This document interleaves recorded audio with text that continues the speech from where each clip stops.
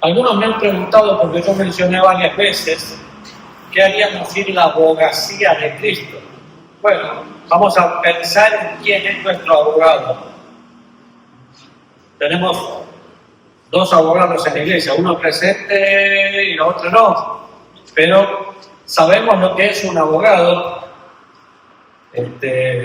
Siempre hay chistes en cuanto a los abogados, pero pensemos en lo que es la abogacía de Cristo. Ahora, cuando pensamos en la abogacía de Cristo, simplemente es el que intercede con nosotros, pero voy a poner una definición para que la recordemos, y la voy a poner al final también. Dice, abogacía es la obra de Jesucristo a favor del santo que peca. ¿Sí? La obra de Jesucristo a favor del santo que peca, la cual lleva a cabo ante el Padre mediante su propio sacrificio. Él los preserva en gracia. Y piensen conmigo, porque acá está resumido todo lo que la abogacía es. Ahora, en el momento de llegar a Cristo, hay un solo intermediario, un solo camino. Jesús dice, yo soy el camino, la verdad y la vida, nadie llega al Padre si no es por mí. Así que si alguien intenta buscar otro camino, nunca va a llegar al Padre. Porque hay un solo Dios y un solo mediador entre Dios y los hombres, el cual se llama Jesucristo. Hay un solo Dios y un solo mediador. Es cierto que hoy hay muchas sectas. Hoy conversábamos con un amigo que me hablaba de judíos cristianos, es imposible. ¿Por qué? O sos judío o sos cristiano. O sos católico o sos cristiano. O sos testigo de Jehová o sos cristiano. Es incompatible mezclar religión con vida. Y Cristo es vida. Por eso puede abogar. Pero fíjense, la obra de Jesucristo a favor del santo que peca. ¿Quién podría levantar la mano y decir, yo no pequé hoy? Ahora, todos nosotros lamentablemente, a pesar de ser salvos y ser santos, pecamos. En el momento que pecamos, está el abogado para defendernos, pero está el acusador de los hermanos. ¿Quién es el acusador de los hermanos? Satanás. Y qué bueno pensar en esto. Cada vez que vas a acusar a un hermano, estás haciendo la obra de Satanás. Paréntesis. Entonces, viene el acusador y le dice, figurativamente, a Dios el Padre, quiero que sepas lo que hizo Raúl. Y viene el abogado, Jesucristo, y dice, Satanás, acá no tenés nada que hacer, porque a Raúl lo limpié de todo pecado. Por eso soy el abogado. Él aboga por mí. ¿Qué hace un abogado? Bueno, si yo contrato un abogado, me va a ayudar, pero piensen en la definición. Es la obra de Jesucristo, no la mía, a favor mío, que la lleva a cabo ante el Padre. ¿Y por qué dice que nos preserva? Porque yo no tengo que perseverar. Él me preserva. Y lo explica muy bien el apóstol Pablo cuando escribe a los hebreos, que Él nos está preservando continuamente. Nuestra salvación es segura. Somos salvos por siempre salvos, pero para eso hay que ser salvos. No sé si me entendió, porque no es un juego de palabras. Somos salvos por siempre salvos, pero para eso hay que ser salvos. Hemos visto personas dentro de nuestra congregación que estaban acá, comparten con nosotros, pero no eran salvos. Entonces somos salvos por siempre salvos, pero para eso hay que ser salvos. El abogado no puede defenderme si no es mi abogado, y mi abogado es Cristo. Cuando pienso en un abogado secular, es una persona que viene a ayudarnos y nos defiende ante el juez. Yo tengo un problema judicial, llamo al abogado, no importa si el abogado me cree o no me cree, tiene la obligación de creerme y defenderme. Mientras yo le pague, está todo bien. Bueno, hay abogados públicos. Pero ¿qué tiene que hacer? El abogado tiene que jugarse la vida ante el juez y los fiscales y demás para que yo sea declarado inocente. Es un ayudador, es mi confidente y tiene muchas otras características que podríamos pensar del abogado secular. Bueno, todo eso y mucho más es Jesús. Ahora, vamos a 1 Juan, capítulo 2.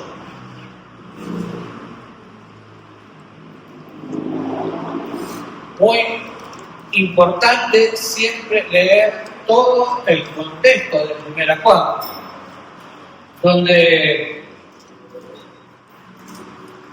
empieza en el capítulo 1 diciendo, versículo 6, para darle un poco más de contexto: si decimos que tenemos comunión con Él y andamos en tinieblas,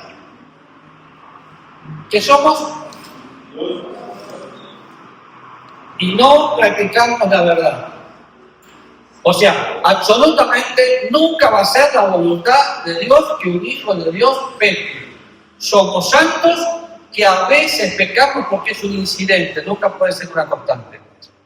Sigue diciendo, pero si andamos en luz, como Él está en luz, tenemos comunión unos con otros. Y la sangre de Jesucristo nos limpia de todo pecado. Unos con otros sí. Qué importante, porque el que dice que ama a Dios y no ama a su hermano es un mentiroso y está en tinieblas. No me tiene que caer bien la persona, tengo que amar a la persona. ¿Por qué? Porque somos parte del mismo cuerpo. Soportarse unos a otros, amarse unos a otros, perdonarse unos a otros. La Biblia dice que Jesús es un abogado. ¿Para quién? Para aquellos que pusieron su confianza en Él.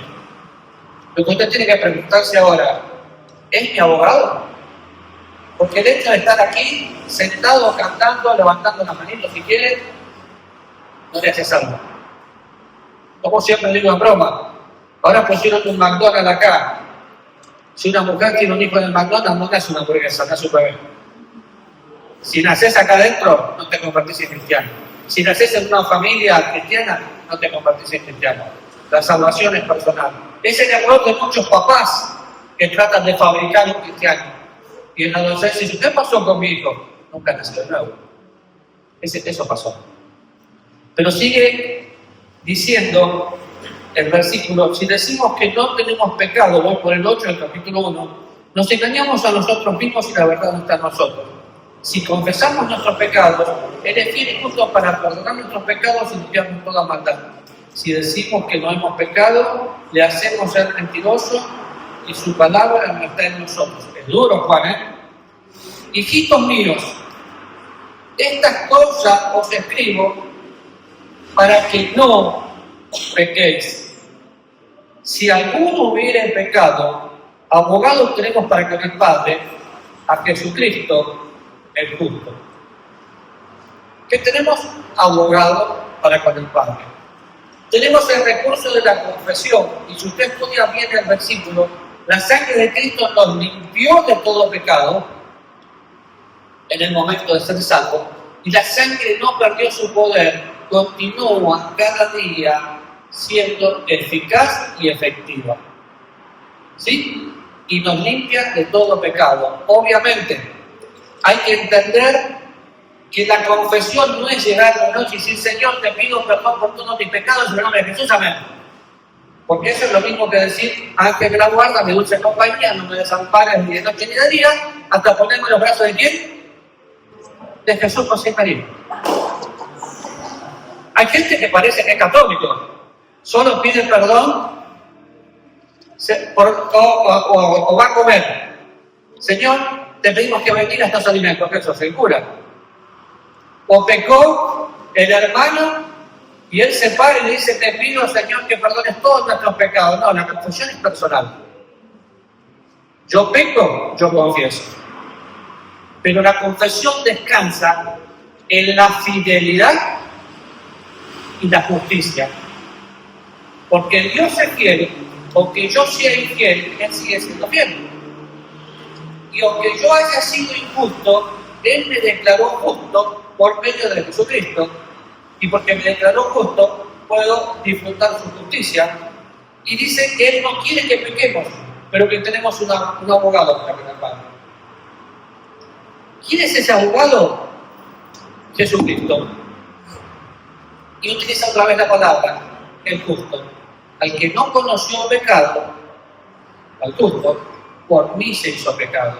Ahora, ustedes saben que no me gusta utilizar palabras en griego en la congregación, pero permítanme esta vez hacer una excepción.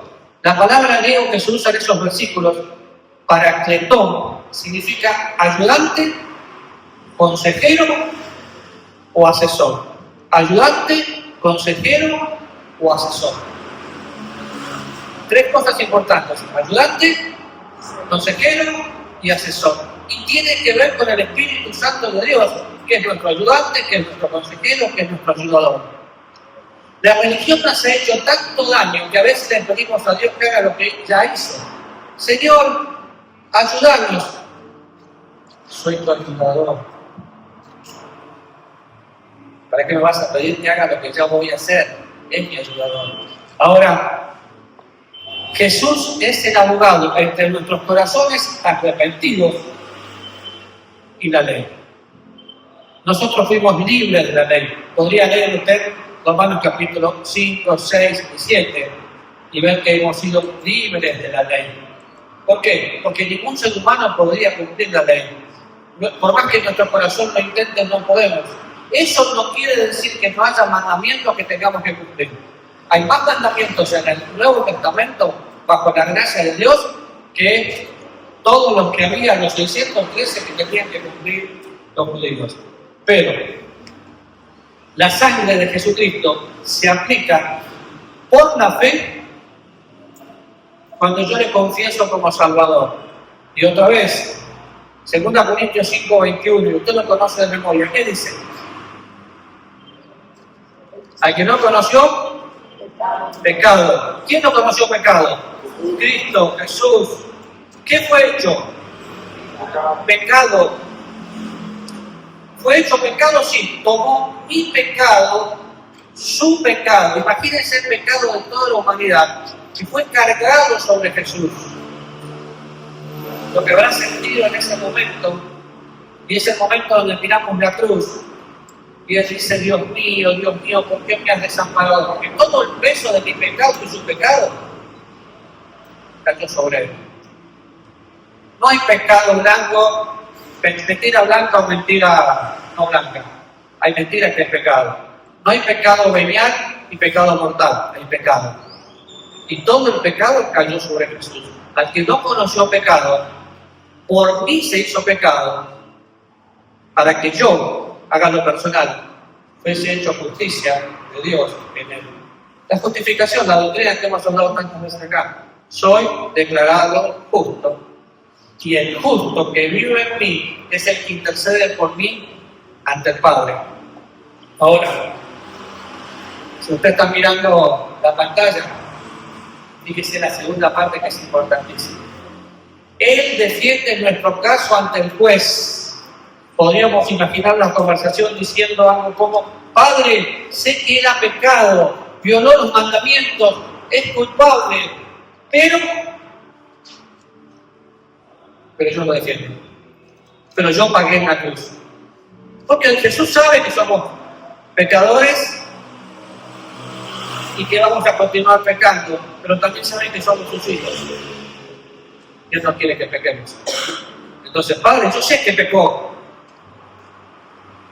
pero no es un pecador empedernido, es un santo hijo de Dios, redimido por la sangre del Cordero, que sí pecó, se equivocó, pero hay que restaurarlo. Y Él hace que se pueda restaurar la comunión entre Dios y yo. Romanos 8:1.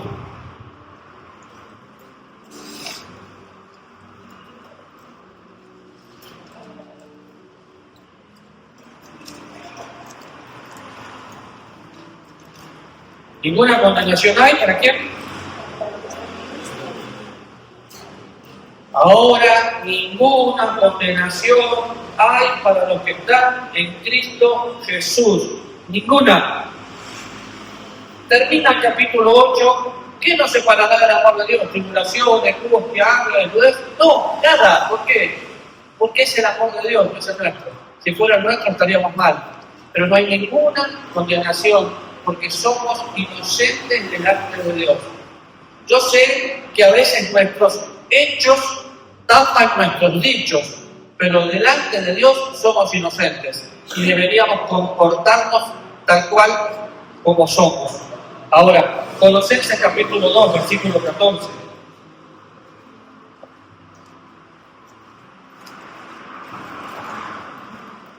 Quiero leer el versículo 10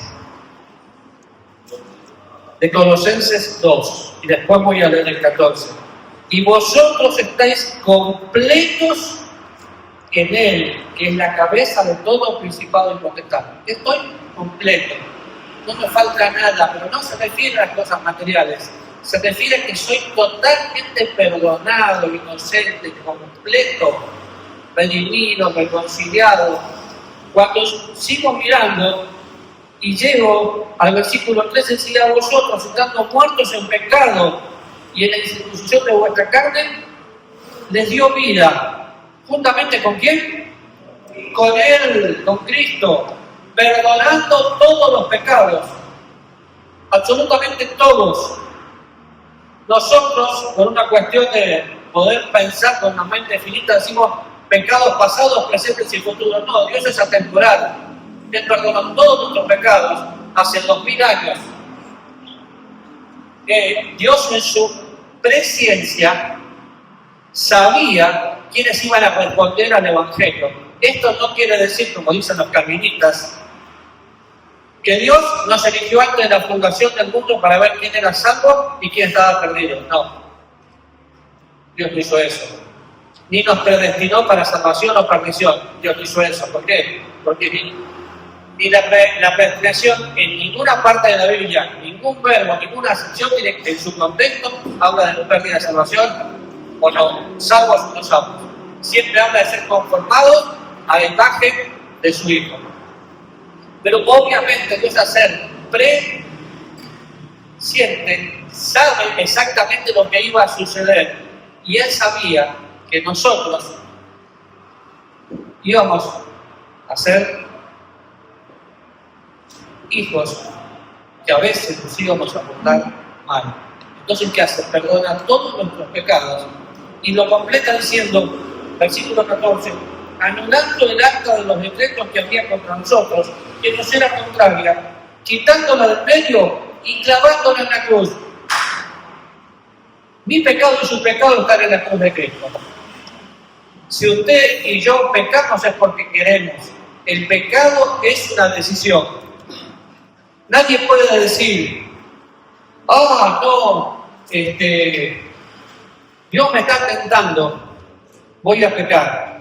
No nos ha sobrevenido ninguna tentación que no sea humana. Y fiel es Dios, quien no nos dejará ser tentados malos que podamos soportar. Y nos va a justamente continuar a salir.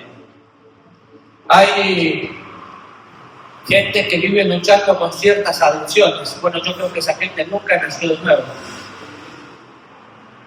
Porque el pecado es una decisión. Cuanto más voy conociendo al Señor, más sutil es el diablo en presentar tentaciones. ¿O no? El diablo no necesita tentarme con algo común. Hay un hilo muy finito cuando el diablo pone una tentación. Por ejemplo, el orgullo. El orgullo es como el mal aliento. El que tiene mal aliento nunca se da cuenta, pero vos te das cuenta que la gente se aleja. Yo siempre tengo caramelos porque confiten conmigo. ¿Por qué? Porque sé que tengo mal aliento. Y cuando veo que la gente se aleja, digo, necesito un confite. Bueno, el orgullo es igual. El orgulloso no se da cuenta.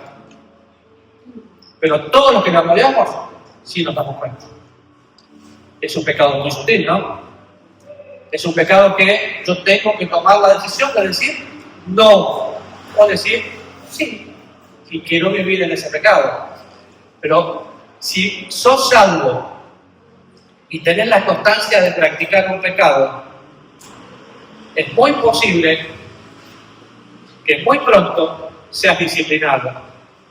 porque de Dios no se burla nadie. Entonces, algunos están enfermos, otros mueren antes, otros se debilitan, pero hay mucha gente que por causa de su pecado se enfermó. Eran salvos, sí, por eso Dios se ocupó de ellos. Ahora, cuando pensamos en eso, pensamos que Él pagó el precio de todos nuestros pecados. Y pensando en la palabra abogacía, que es importante, y fíjate en la lámina que viene. La palabra abogado aparece solo una vez, y es en 1 Juan, capítulo 2, versículo 1. Solo una vez se traduce aquí como abogado. Pero la palabra en griego Parácletos aparece 5 veces y tiene que ver con el Espíritu Santo. A veces nosotros queremos hacer esa diferencia. Dios Padre, Dios Hijo, Dios Espíritu Santo. Los tres son Dios, tienen diferentes funciones, pero los tres son Dios. De hecho, el Espíritu Santo es el que convence al mundo de pecado, justicia y juicio. Y es la misma palabra, Parácletos, ayudador, convence. Y fíjense, lo puse a propósito para que lo vean, espero que lo puedan ver. Parácletos significa uno que es llamado al lado para ayudar. Si yo no puedo caminar bien, uso muletas, y las muletas me ayudan. Capítulo 14 de Juan.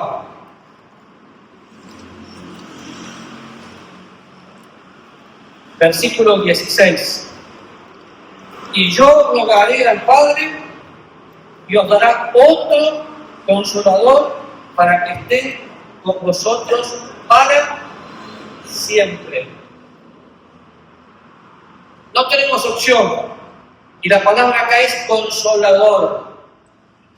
El Dios de toda consolación. 14:26.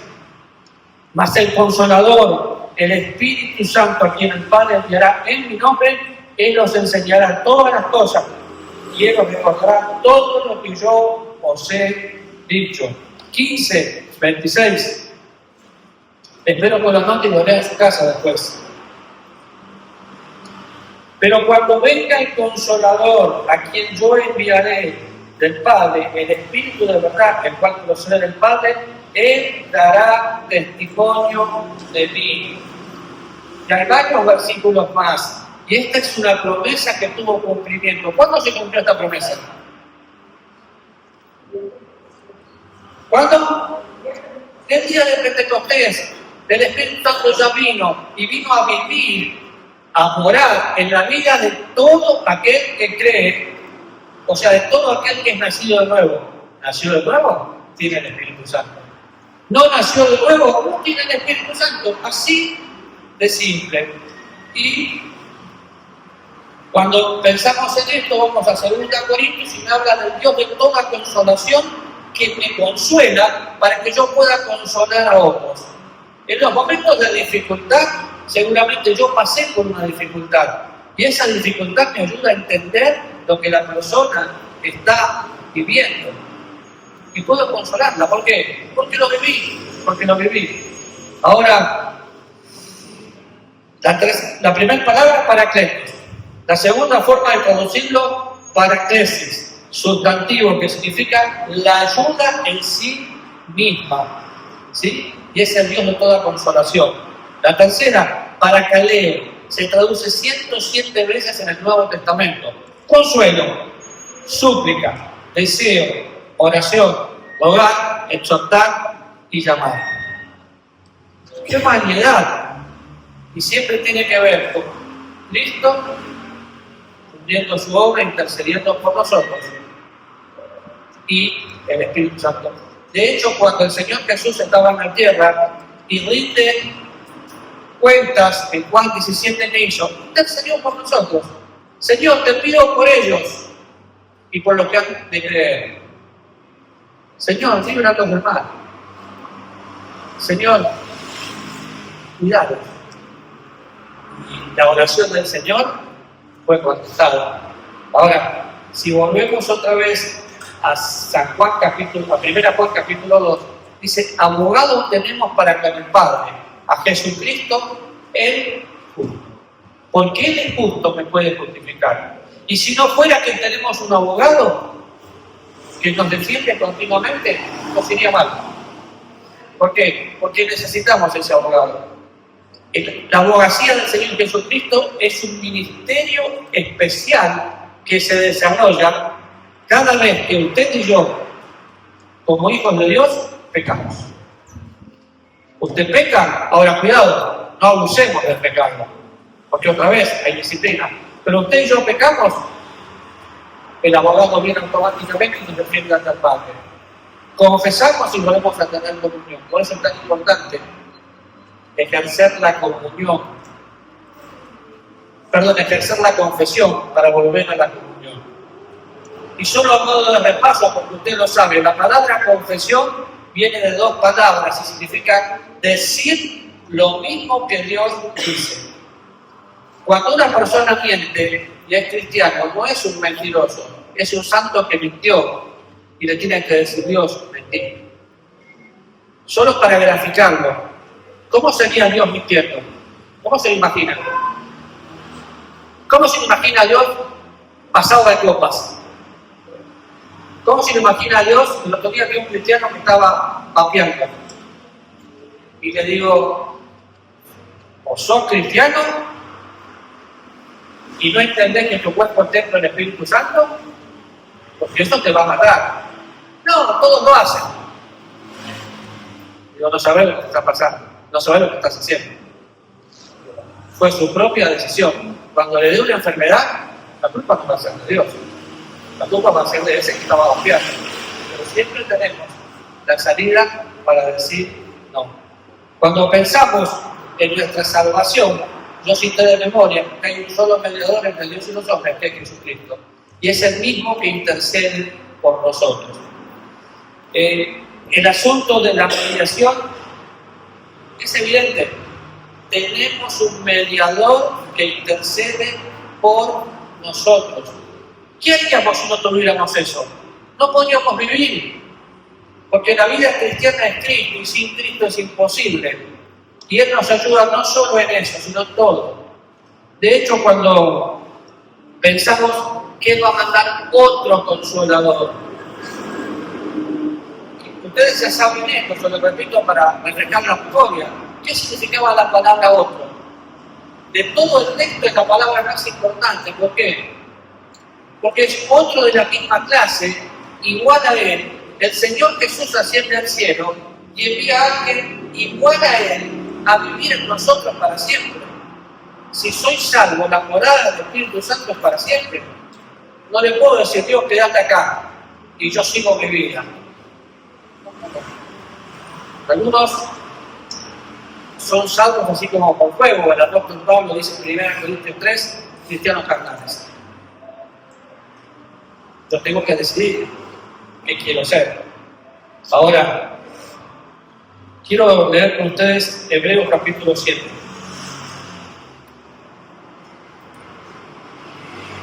Versículo 25.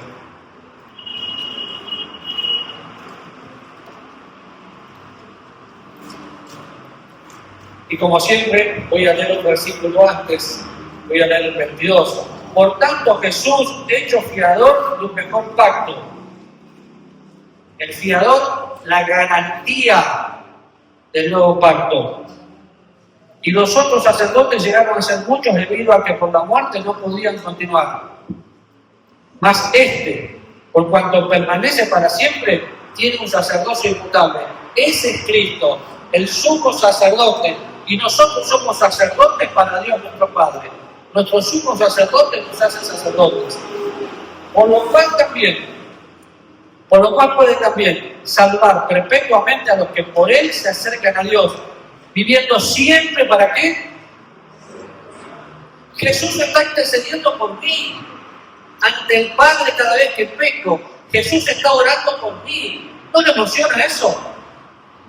Usted tendría que salir hoy, y yo tendría que salir hoy, y cuando estudiamos este tema esta semana dije, wow, Señor, ¿por qué lo haces? No me lo merezco. ¿Y saben qué me dijo? Mi gracia es suficiente, no tenés que merecerlo. Estoy orando. Oré y sigo orando por vos, Raúl. Oré y sigo orando por vos, que dice Jesús. Y por cada uno de nosotros. Porque está intercediendo por nosotros siempre, siempre, siempre. Y a veces nos olvidamos porque queremos vivir la vida cristiana a nuestra manera. Pero yo quiero que piensen lo siguiente. Y vamos a seguir el otro domingo. Si no fuera que el Padre está aquí, el Hijo me defiende, el acusador continuamente me está atacando y tratando de condenar. Si no fuera por la obra de Jesucristo en mi favor, no estaríamos. ¿Saben cómo el diablo nos ataca? Pone pensamientos. Pensamientos negativos, pensamientos malos. ¿Cómo se llama eso? Dardos de fuego del maligno. Continuamente. O a usted no le pasa, hasta cuando está orando. O a usted no le pasa que de golpe se acuerda de un hermano y empieza a ver todos los defectos y una sola virtud. ¿Sabe qué es eso? El diablo. ¿Pero qué tengo que hacer? Tomar todos mis pensamientos. La Biblia dice literalmente, llevar los pensamientos cautivos a la obediencia de Cristo. O sea, tomar mis pensamientos y decir, Señor, te amo y te voy a obedecer. Lo que me cuente. Lo que el diablo diga, no importa. Usted y yo somos el especial tesoro, comprados por la sangre de Cristo. Un cordero sin mancha y sin contaminación, que ya estaba destinado antes de la fundación del mundo para ocupar mi lugar y su lugar. Pensar en el Gólgota, donde murió Jesús, y ver la tumba vacía,